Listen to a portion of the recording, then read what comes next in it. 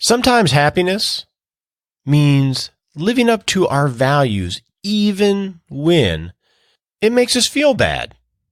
Gretchen Rubin. Are you ready to make the most of the only life you have? To make smart money choices focused on achieving what you care about most?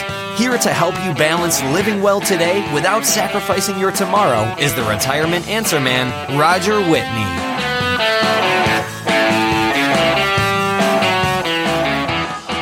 Well, we are about done with Lori and Bruce's Retirement Plan Live case study.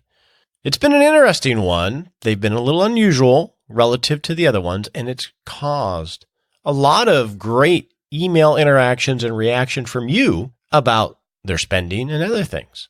So we're going to meet Lori and Bruce this coming Monday, November 27th at 7 p.m. Central Standard Time for the live Retirement Plan Live webinar, where we're going to walk through their entire plan with them and see how it turns out. If you'd like to participate live, you're going to have to register via 6 Shot Saturday emails. If you haven't already, sign up for it at rogerwhitney.com. There's boxes all over the place about how to get the 6 Shot Saturday email, because that's where you're going to get the registration. So if you sign up and join us live, here's what we're going to do. We're going to meet Lori and Bruce, and then we're going to review their ideal retirement, walk through it with them, and look at their financial resources, and then dive into my analysis as to whether it's possible or probable that they can achieve that retirement. Now, if it's not, and in many cases it's not, then we're going to have to talk with them and have them prioritize and negotiate a solution that looks achievable based on the analysis.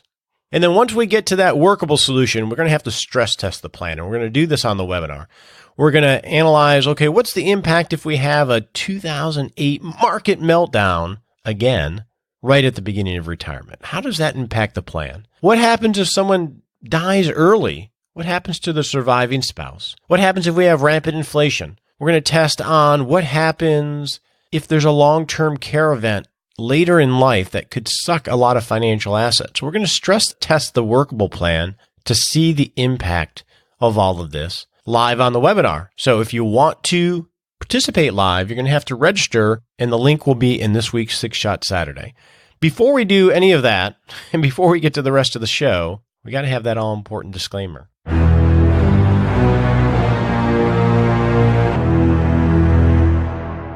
I am constantly reading resources on the internet and on podcasts, listening to them. But I'm guessing you probably do that too. If I'm not feeling healthy, I'll go read some nutritional information or some information on stretching. That's what I've been focused on lately because I've been trying to get into yoga. And I can find yoga videos and articles that tell me exactly how to do it. And I think that happens a lot even in the financial realm. If we're worried about savings or doing a budget, the first thing we're going to do is Google it and either listen to a podcast or read an article that gives us, quote unquote, advice on what we should do in our own life. Here's the thing. None of these people know anything about us. So they're giving helpful hints and education, but I would be very careful before you take advice from someone that doesn't understand your particular situation. And that definitely goes with the show, right? So I only give you helpful hints and education. Don't take advice from me. I only give advice to clients. Before you make any decisions based on what you hear, talk to people that know you, like your legal advisor, your tax advisor, or your financial advisor. That's really common sense.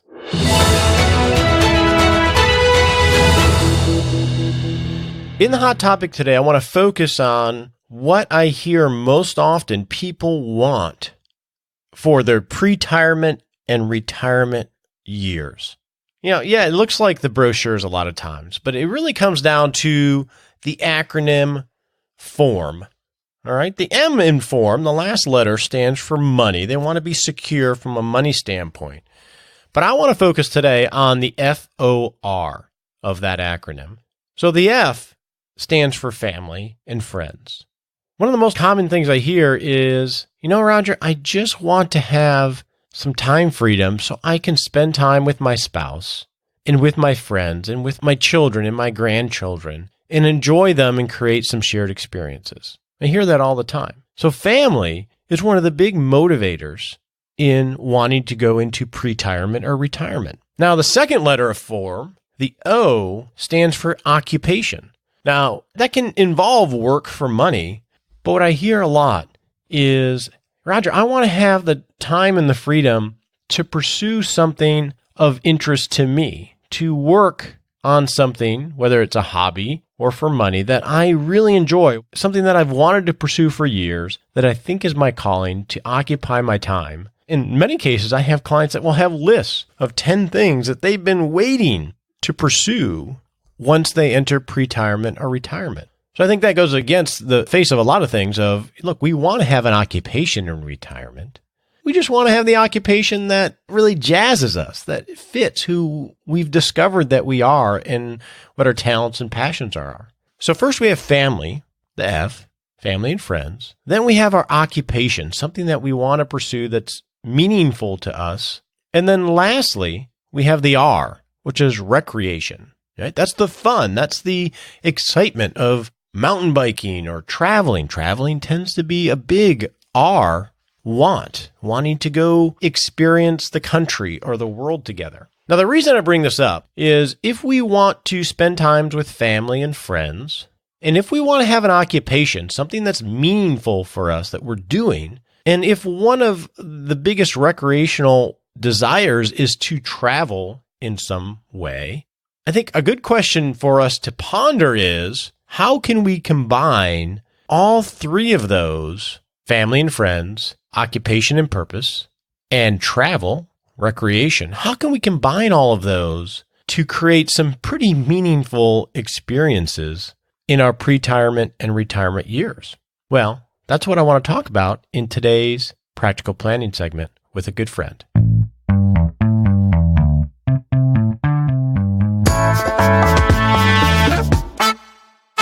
So in today's practical planning segment today, I want to focus on how we can combine those four things, family, occupation, and recreation, to create some meaningful experiences.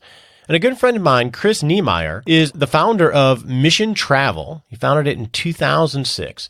Now, Chris loves to travel, and he's been to over 30 countries and has about 100 plus countries on his bucket list. And here's the cool thing. He and his wife have 4 young children, and they involve them on many of these trips. So Chris has a extensive experience, not just traveling internationally and domestically with family, but he has a lot of experience in doing it with a purpose behind it. In his case, mission trips, but it doesn't have to be a Christian-based mission type of thing. It can be anything, as we discussed. So he has a lot of experience, not just doing this, but organizing and helping people figure out the path to do it themselves as well. So let's have a conversation with Chris on how we can take our travel, our family, and our desire for purpose to the next level during retirement with purpose-based travel.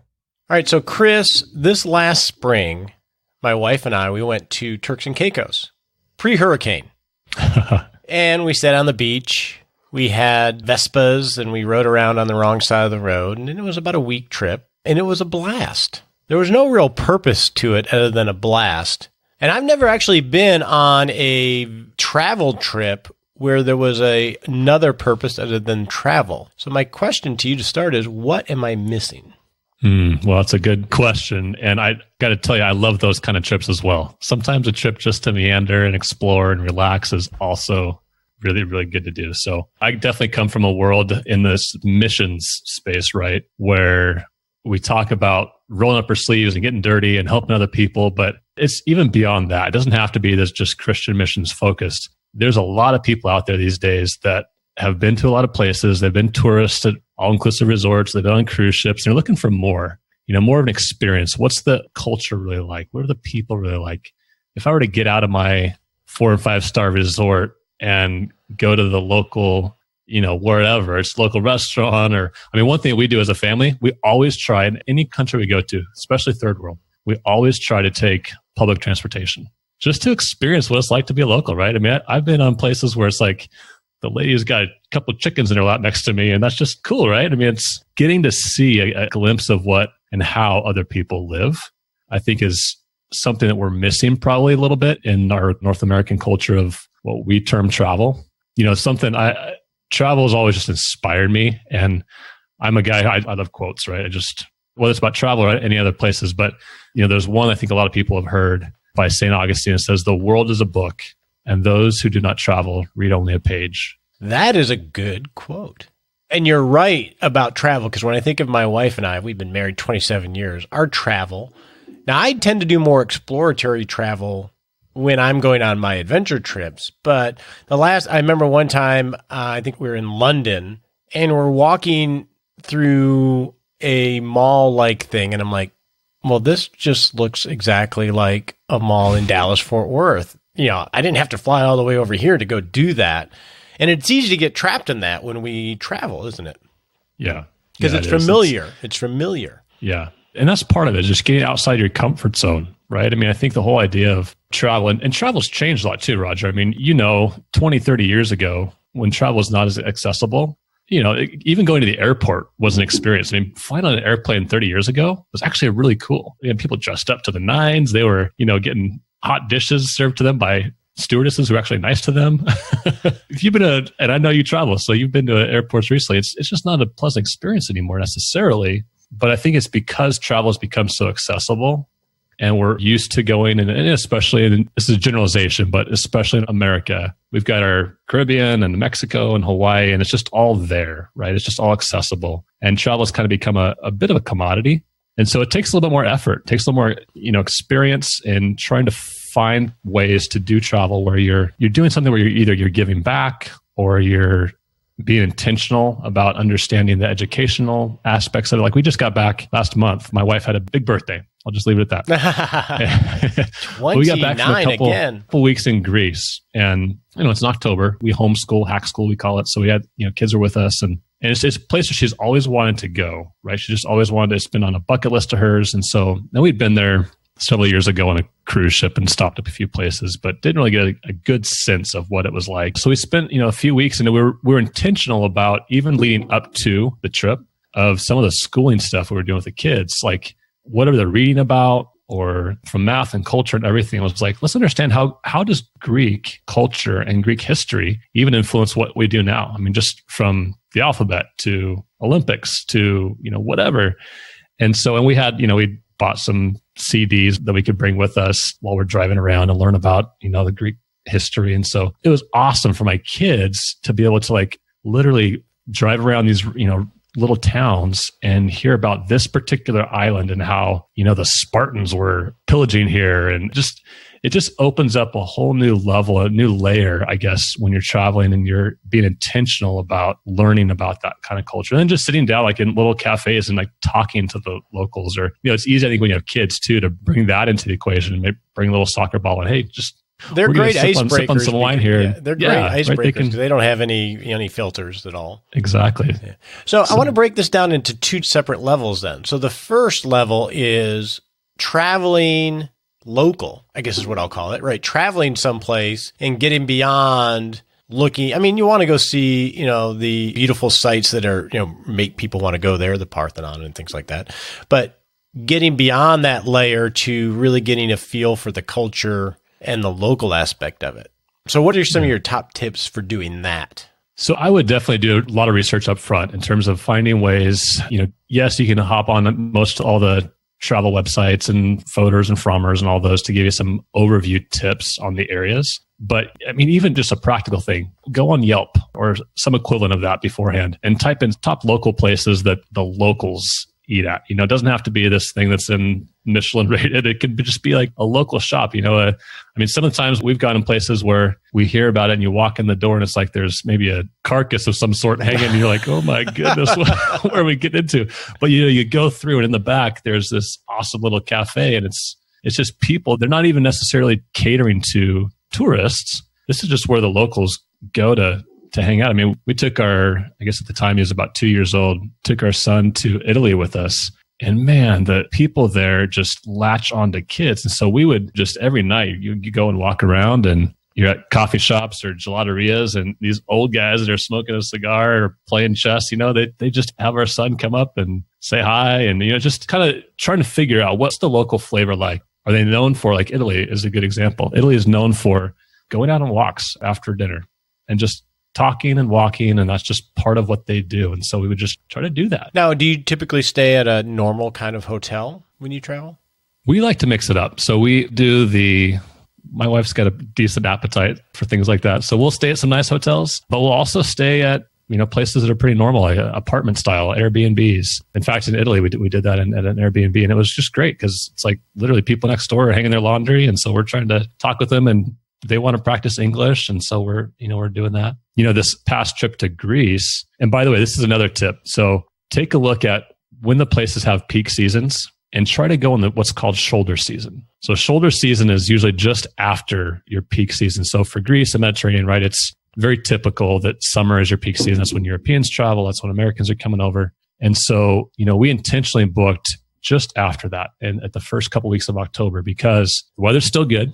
Everything's still open, but they're getting some discounts and deals usually. And so we were able to stay in some nicer accommodations for a better price. And actually, one quick story there, we were intentional about one thing in particular that turned out awesome, like beyond our imagination. So we've been to Santorini before and love Santorini. And we're there and we decide, it'd be cool to go on a little catamaran tour, a little half day, 6-hour catamaran tour. And so we waited until the day before we're going to do it. And they've got these brochures, right? You can get on the 55-foot catamaran with, 50 people for X price. But if you pay a little bit more, you can get on just about the same size. I think it was a 47-foot cat, but it was a semi-private, and it was listed as only going to be up to 12 people. So we had a family of 6, right? So we're a large family. So we decided let's pay a little bit more, and we'll book this private or semi-private tour in hopes that, it would be leaving less than 12 people. So we get there the next day, right? We get picked up from our hotel. We drive down to the marina. There's a couple different cats coming in. There's probably 75 people waiting on the pier in just different groups. And our guy gets out. He checks us in. Hey, the Niemeyer family's here. Catamaran pulls up and we board. We're the first ones on. And as soon as we finish boarding, they put the tie off behind us and like, okay, you guys are ready to go. And it was just our family on this private catamaran adventure for the entire day. We had the skipper to ourselves. There were 4 other staff there, and so we just kind of got to customize what we could do because we kind of hacked the shoulder season, if you will. So that's a practical tip to look into: is when are peak seasons, when are our shoulder seasons, because we get some good values out of that. Yeah, and literally a week or two apart can mean a lot of money savings. Totally. Right. And especially for people that listen to this show that have more life freedom than most people do. It's even a better idea. Yeah. Flexibility of time is good. Okay. Now let's factor in the purpose part of it. Mm-hmm. So, and we can call it mission trip. We can just call it purpose driven. Obviously, there's a benefit that you're going to help someone, but talk about the benefit of having that experience factored into it. So I can think of a trip in particular and a story. Last September, we took our staff down to Peru and we split the trip up. It was just over a week. And so we had some time as team building. We do this annual retreat every year. We had our tourist days. We climbed Machu Picchu together. And then the last 3 days, we stayed at an orphanage. So one of my staff members actually works half the year in Peru as kind of a full-time missionary, if you will. And so he knows the area really well, and he's been engaged with this particular orphanage and church. And so we got to go there. And again, we took our kids, which, by the way, some people say we're absolutely crazy, but it is what it is. Like we roll like that. But we took our kids, and here was the cool thing to answer your question about how it impacts them, but also you is, we got to see our kids just be kids with these other orphan kids. And we explained to them, beforehand, hey, these are people that for whatever reason, mom or dad's not in their life anymore. And so just kind of had to explain the rawness of that and our kids are at the time were, 7 and 5 and 3, and then a baby. And so it was just beautiful to watch even our 2 boys in particular, who are just, they're the older ones, they're the kind of athletic, and to just roll up their sleeves and make kites out of literally garbage. I mean, we went to like this little garbage dump area, and they found string and they found plastic bags and they collected sticks and they figured out how to make a kite together. And, they attached to some boys that were trying to learn some English. And so they got to speak a little bit, and they played a lot of soccer together. And here's the story that just sticks in my mind every time is we're leaving with our whole team in this, 12 passenger van. We're leaving this orphanage, heading back to the airport. And of course, we'd shopped for little knickknacks and things along the way as little tourist souvenirs. But my little 7-year-old he's in the front seat, he turns back and he says, Mom and Dad, what would be the coolest thing to bring back from Peru? We said, what's that, Jesse? And I get teared up just thinking about it. But he says, my friend Mario, his little friend Mario that he met there and just attached to. And it's like, that's the beauty of really engaging people, not just going to go and be a tourist, but really engaging people in a way that you're being affected, right? I mean, we thought, hey, here we're going and we're bringing down donations and we're doing stuff like that, which is all well and good. But to just be and to show up and just be yourself and connect with other people, I mean, those are the kind of impacts that I love about purposeful travel. And it definitely gets you beyond the headlines of a region when you actually know people there and get to see, they're not that different. Totally.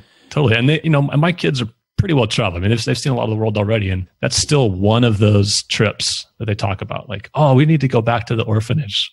I'm going to play soccer with Mario again, just cool stuff like that. So let me ask you, as a man who's never gone on a trip with purpose, and one, I like that you pointed out, it doesn't have to be all or none. You can break it up. So you do get to see the highlights and everything else, but you work in the purpose part of it as well. But for someone who's never done a trip like that, they may not be connected to an organization or a church that organizes such things.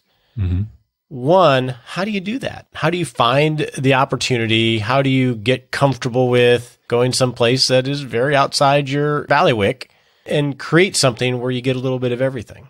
So, again, to go back to some research, right? So, you definitely want to understand the country and then just literally just start Googling some places that you would want to do. I mean, some people are attached to orphanages. Some people would be attached to animal shelters, or, you fill in the blank. I'm bummed. 2 years ago, there was an actual cruise line that had an every other week cruise. It was called Fathom Cruises. Fathom their tagline was impact travel. And they, every other week, would go down to the Dominican Republic, and it would be a day and a half sailing down. You'd spend 3.5 days there in port, and every day you'd have opportunities to go and do some cool stuff. And I've got some stories about that. They're pretty awesome. But just being intentional, even on this cruise down, of understanding the culture, understanding the people, how to talk to, all that kind of stuff. Unfortunately, they ceased operations, but they're under the Carnival brand, and Carnival still wants to keep that going. And so they have shore excursions on their normal cruise ships. And you're still on a cruise, you're still doing what you're doing and just relaxing. But they've got opportunities when you're in port. If you want to go and connect with this organization that sets up a day where instead of ziplining or sitting on the beach,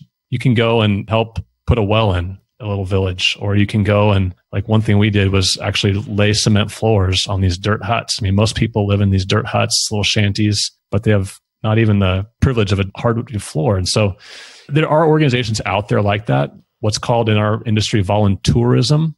If people were just to look at voluntourism and you're just Googling that, they'll find some opportunities out there in different countries that really provide that. They provide the best of both. You can still go and do your touristy thing, hit the highlights, but have opportunities, to give back and share as a family. That's one thing I'm passionate about, is getting multi-generational families together to go. I mean, there's all these studies out there, but I mean, 80% of the time you spend with your kids is before they turn 18. After they're out of the house, you don't really have a whole lot of time left with them, even though they're going to live, a long time. So what kind of things are we doing as a family to share the world with them? And that's a great point if you think of, because if you're my generation and you didn't grow up in that environment, my kids are 2021, well, you sort of miss that, right? My 80% is gone. Not totally. Right. But, and a lot of boomers may feel that way, and I don't know if they do or not, but it could also be the grandchild relationship. So I think of, my grandpa, I'd go to his house and we'd just hang out and, maybe take me to a diner or something. And those are great experiences, but I can imagine the impact that could be had of grandpa and grandson or granddaughter are going on something like this. You get more depth of the shared experiences that you get to pass on to the grandchildren if you really feel like you've never done it or you missed the chance with your kids. Yeah, absolutely. Yeah, just that common bond of a shared experience where, you can go back and recall what the things were like, or, oh, but do you remember that story that we had and shared in, whether you're on a cruise or at some country? I mean, those are the kind of things I think leave impressions, especially on kids. We're such a consumerism type culture that it's always about stuff, but I'm loving hearing stories about people that are saying, for Christmas this year, for birthdays, we might do it with toy, but we're going to set up a travel account for us as a family. and really put that aside and earmark some money specifically to say, we're going to go somewhere as a family, and maybe it's inviting the grandparents or whomever, but just being intentional about that experience together. Now, an important point here too that I think gets missed is this can all be domestic. Totally. That's true. This could be domestic of if you want to see the country, like my wife wants, it's not my dream necessarily, but it's hers right now of, that whole classic RV trip around the country when you're retired. Yes. And I know a few people and have some clients that do that where they travel domestically, but they work in meeting people in different parts of the country and serving along with it too. Yeah. No, that's a good point. And there's so much out there just in our back door that you can serve. I mean, Habitat for Humanity has opportunities in almost every major city in America. There's just so much out there. I mean, one thing too, and especially probably for your listeners, is I think it's over half of American vacation days go unused every year. Really? Over half. Can you believe that? I mean, there's just a study that was put out recently about this. There's some impact of there's over $200 billion that goes wasted because there's no people traveling to spend and spur on the economy. So it even affects their GDP when people aren't taking their vacation days. Well, one great resource if someone's interested in learning more about this because they've never done it, or even getting exposed to new opportunities and they have, is your new podcast, right? So what is your show? Thank you. What is your show? So we started, Mission Travel is 12 years old, and that's really a focused missions travel agency where we help individuals, churches, organizations go around the world and serve in unique ways. The Mission Trip podcast, that's brand new, was just launched about a week ago, actually. And that just really helps enable people, gives them ideas and insights into how to do this. Practical things in terms of if you're actually going on a trip like this and you want to fundraise or planning for a team or groups, there's just a lot of information out there. So would appreciate the listen. You bet. And we'll put links to it in the show notes. And I know you, awesome. And you're the real deal. And thanks for sharing. Well, you're the real deal too, Roger. Pleasure to be on the show. Thank you.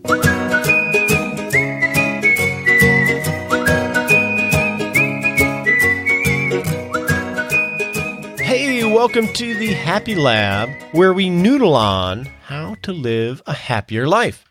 Well, it is Thanksgiving week 2017, so we're entering the high season of lots of family fun, but also obligations, right? We got to go visit everybody. We got to check the boxes between now, Thanksgiving, and through Christmas. And that's a lot of fun, but it can also be a little stressful. And what makes us happy sometimes doesn't make us happy in the moment. And Gretchen Rubin's article, which Nicole shared with me, and she's going to share in 6 Shots Saturday, talks a little bit to that point of living up to our values brings us happiness and confidence about ourselves, but may not make us happy in the moment. And I struggle with this a little bit. I have a hard time with the holidays. A lot of my family is deceased or spread out. So I live near my wife's family, and they're very nice, but they're not, it's just different, right? They're my family, and they have been for years, but they're not, my grown-up family. And sometimes it depresses me a little bit, and I can feel a little bit lonely even around a lot of people that I love. And that can be hard. Plus, you have the obligation of going to places that, end up giving you a lot more work than truly relaxing. But here's the key. What's the point of Thanksgiving and the Christmas season? It's about being around the ones that you love, showing appreciation, and acknowledging people that are pretty important in your life, even when it means you don't get to do exactly what you want in the moment. And that's okay. So, good perspective to have, I think, to have a happier holiday season. On your marks, get set.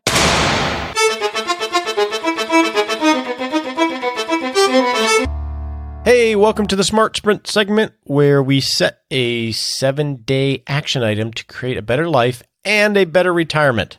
So in the next 7 days, while you are enjoying family and Thanksgiving, here's my action item for you.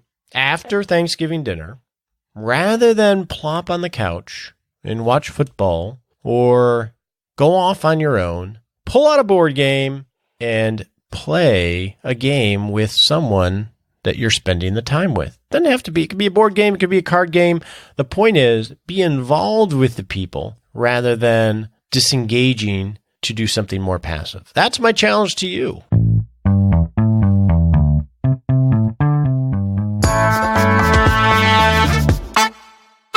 Well, on behalf of Nicole and I, we want to wish you and your family a happy Thanksgiving. And I know that we are extremely happy that we get to spend this time with you every week. Seriously, this is one of the highlights of our week and of my life. And I appreciate you. I hope you and your family are well. I'm looking forward to talking with you on Monday the 27th for the Retirement Plan Live results webinar. Be well. We appreciate you joining us today for this episode of Retirement Answer Man. Be sure to visit rogerwhitney.com/answers to access the Retirement Answer Library with over 30 checklists to help you make the most of the only life you have. Remember, you have more power than you realize to create an amazing life starting today with Retirement Answer Man. The opinions voiced in this material are for general information only and are not intended to provide specific advice or recommendations for any individual. All performance referenced is historical and no guarantee of future results. All indices are unmanaged and may not be invested into directly. Have a wonderful day.